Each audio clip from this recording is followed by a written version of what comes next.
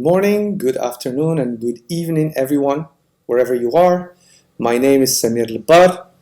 I am recording this today from Dubai, and I look forward to the next 15-16 minutes to share with you a little bit of what I have learned in my professional journey that have spanned more than 25 years for now, and what I define as my leadership compass of leading with a cool head, warm heart, and working hands. Let's get started. So before we start, I wanted to share a little bit of background about me. I graduated, like most of you, from Al-Akhawain with a degree in general engineering and a concentration in software engineering in 1998, December 98, and we were the first cohort of undergrads to come out of AUI. I started my work back then with Procter & Gamble. For those who don't know who P&G and Procter & Gamble are, they're the makers of brands like Tide, Tide, Pampers, Head & Shoulders, Gillette, and so on and so forth. So multiple consumer goods brands that are sold across the world. So started as a sales rep in a truck selling Tide and Pampers to the small mom and pop shop that exists in every corner in Moroccan streets. And I climbed the ladder, taking different responsibilities in multiple countries and multiple business units and cultures until where I am today, leading two roles. One is the sales officer for the P&G region that is called Asia Pacific, Middle East and Africa. Goes all the way from Japan and Australia on the eastern side to Morocco on the western side. Very diverse, different cultures, different perspectives, different consumers, habits, and so on and so forth. And my second role is I am leading two businesses as a CEO. One is P&G's Levant markets, as well as our global entrepreneur markets, all markets where we don't have a subsidiary on the ground and that we run via distributors. So that's a little bit about me. On the personal side, the more interesting part, I am married to Nada Sayer, another alumna on today's panel, and we have three amazing kids, Amin, who's 19, Aya, who's soon 18, and Walid, who is 10. So let's get started. I'll start first by my outlook on things, because I think this is a choice, this is a bias that I have, to have a positive view on things and to be optimistic about things. So when I meet someone, I see the good in them before being skeptical about them. I see the glass half full. It's a choice. This is not a learning, it's a choice that I'm sharing with you, but it helps a lot. It helps a lot that it opens up doors of communication and it makes relationships easier and better. I believe, for instance, that tomorrow is always better than today. I really deeply believe in growth mindset. One example of this is this presentation that I had to learn a few things to make it, and I insisted that I wanted to do this myself. So I learned how to embed the video like this without a border. I know, to many of you, this may seem very easy. Sorry, it was not for me, and I had to generate all the images from AI so that I don't have to struggle with copyright and the like as I do that. So that's to start with, a bias. Then let's move on into some of the key learnings. First is, in a professional career, it's all about people. It's extremely important to ensure that we work for the people, that we are here to support people, and that people genuinely feel whether you're, as a leader, you're here to support them, whether you're showing empathy, or are you here to advance your own career.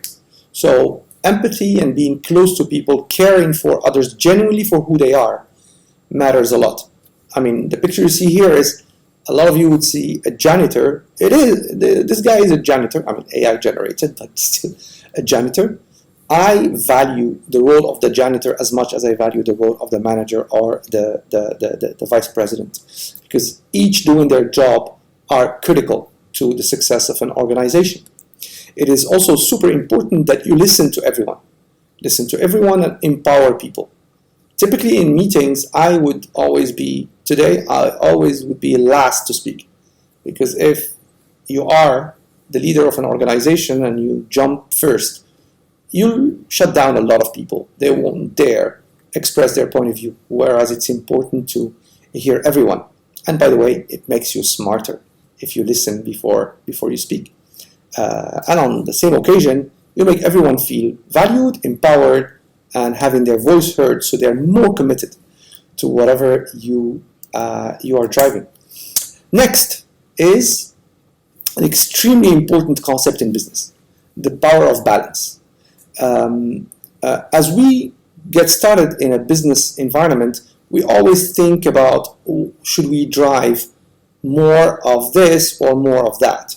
And typically these are opposing polar areas. So should I drive more revenue growth, or should I optimize costs and drive more profit? Should I go and be more strategic, or do I ensure execution is right and I deliver every day what matters? Actually, the answer is both in a balanced way. No organization or business or structure can go on being one-sided when it comes to these opposing polar areas. So in a business, you always need to deliver the strategic, but you need to deliver every day. You always need to be looking at growing revenue, but you need to deliver your profit and your cash. It's an and game, it's not an or game, and it's super important to always keep it very balanced. In that respect, even as an organization leader, it is very important to realize the very diverse aspects of our personality that we have to tap into. And one of my favorite analogies that I always provide is that of the army general and the diplomat. These guys, grow up in very different environments, and they need to display very different skills to perform their jobs. As a leader in an organization, you will have to play both roles growing up, and the more you advance in your career, the more the diplomat side of things becomes extremely important. You could imagine, I always thought when I was young that the leader of my organization, or call it the CEO of the business unit, was a lot more using their directive character or the army general aspect. When I did that role, it was actually the opposite. Because as you go up, the stakeholders become less and less dependent on you and become more and more external to you. So your influencing skills, your ability to maneuver in a foggy, complex, multi-dimensional space becomes much more important. So learning here is you have to tap into both skills, develop both, and feel comfortable that at times in situations you will have to direct, you'll have to bust barriers, you'll have to be clear and very precise, like an army general. And at times, you'll have to be able to navigate complexity, reach compromise, and be in a space that requires your influencing skills and not so much your directing skills. Last but not least, and I think this one is probably the most important learning in all of these. For any of us to perform in this day and age with the high demands of our jobs and the extreme pressures that we can feel, heavy travels, dealing with multiple cultures, maybe dealing with long hours at times, and super demanding jobs, it's very important to manage our most important asset, which is our body and our energy. I didn't get this one right all the time. I abused my body or my mind or my sleep when I was younger. And actually, it had an impact on how much I could deliver. Your body can be your ally or your enemy. You pick what you eat, how much you exercise, the amount of sleep, the amount of meditation, how you calm your mind will have a huge role as to how much energy you show up with in the morning, how much clarity of mind will you have, and how much serenity you will show in face of any difficult situation. So in a nutshell, I hope I was able to convey a little bit of the spirit of leading with a cool head, not panicking in any situation, keeping that calm, cool-headedness that allows you to decide the best course of action in a situation, the warm heart that allows you to speak to the people, get the best out of everyone around you, be it people in your organization or broader people who do not depend on you, and working hands that allow you to go and sort through any situation and resolve any difficulty. With that, maybe I'll leave you with a bit of a mirror reflection. Think throughout the years of experience you had or what you are willing to endeavor, what is your compass? With that, I wish you all a very good end of the day, and hopefully I can hear back from some of you who want to continue this conversation. Take care and see you soon.